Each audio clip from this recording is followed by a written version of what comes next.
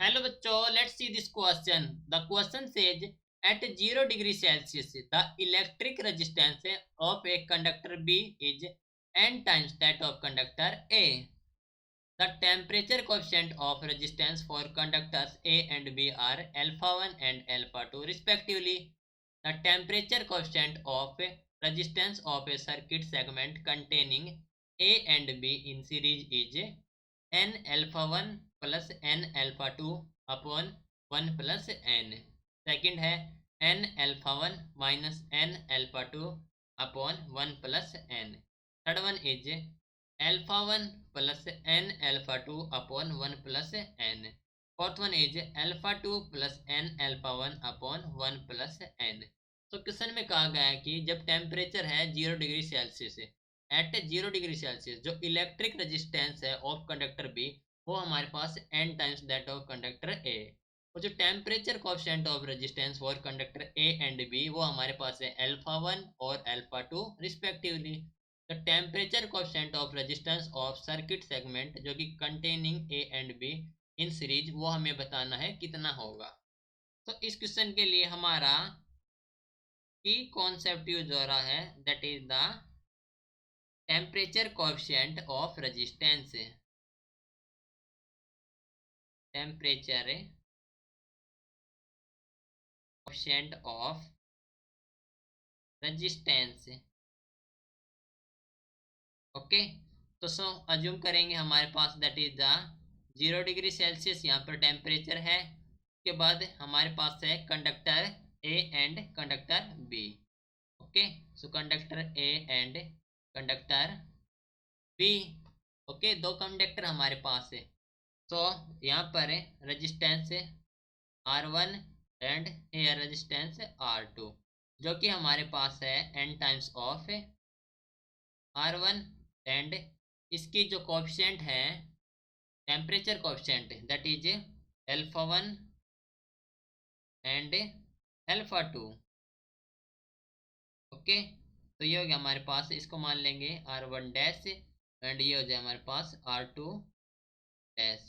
Okay, so calculate करेंगे resistance that is R1 dash plus R2 dash. So R1 dash plus R2 dash ये हो जाए हमारे पास that is R1 into 1 plus coefficient हो जाए हमारे पास temperature coefficient that is the alpha into T, right, plus R2 into 1 plus alpha 2 okay into T, right. तो यहाँ पर हमारे पास अल्फा 1 एंड अल्फा 2 है तो ये हो जाएगा अल्फा 1 और ये हो जाए अल्फा 2। सो फ्रॉम हेयर ये हो जाए हमारे पास R1 into 1 plus alpha 1 T plus R2 के स्थान पर हम यूज करेंगे एन R1 तो that is an R1 into 1 plus alpha 2 into T. ठीक है, तो ये हो जाए हमारे पास R1 into 1 plus alpha 1 T हो गया हमारे पास n plus n into R1 है तो ये हो गया हमारे पास R1 इंटू अंदर हो जाएगा n into 1 n into alpha 2 T तो ये हो गया हमारे पास alpha 1 T alpha 1 T plus n into alpha 2 T. ठीक है, so from here R1 into 1 plus n plus R1 into alpha 1 T plus n into alpha 2 T ये हो जाएगा हमारे पास तो यहाँ से R1 को कॉमन लेंगे। सो R1 को हमने ले लिया कॉमन तो ये बच गया हमारे पास 1 प्लस n प्लस ये हो जाएगा alpha 1 plus n alpha 2 into T. Okay, now यहाँ पर हम अज्यूम करेंगे इसको फर्स्ट वन इक्वेशन 1। सो यहाँ से जो अल्फा एस को हम लेंगे that is the temperature coefficient of series combination of A and B.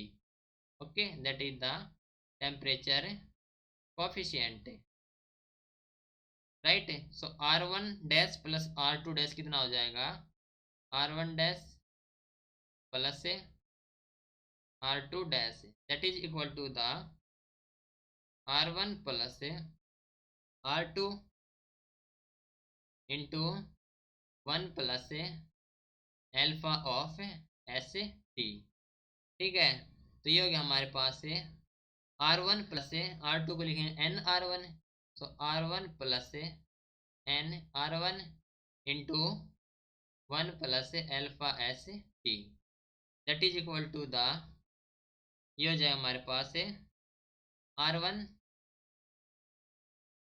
और 1 plus N into 1 plus alpha S T, right. So from here जो R1 आ जाएगा हमारे पास से R1 that is 1 plus N into 1 plus N plus, ये हो जाएगा हमारे पास 1 plus N into alpha S T, right. This is the equation second. तो हमारे पास इक्वेशन फर्स्ट है एंड इक्वेशन सेकंड है, तो कंपेयर करेंगे इक्वेशन फर्स्ट को विद द इक्वेशन सेकंड।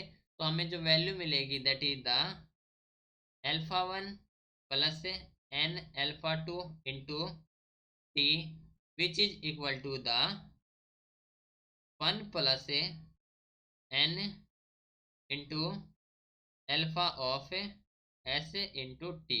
अब टी से हम टी कैंसिल कर सकते हैं, तो हमें जो एल्फा एस की वैल्यू मिलेगी वो हो जाएगी हमारे पास है alpha 1 plus N alpha two divide by 1 plus N, okay. तो ये हो गया हमारे पास alpha S that is the coefficient of resistance, temperature coefficient of resistance of circuit, जो कि कंटेन करता है A and B in series. ये हो गया हमारे पास alpha 1 plus N alpha 2 divide by 1 plus N. तो हम कह सकते हैं कि यहाँ से option number C is the correct answer, right. This is your final answer, hope you understood it well, best of luck.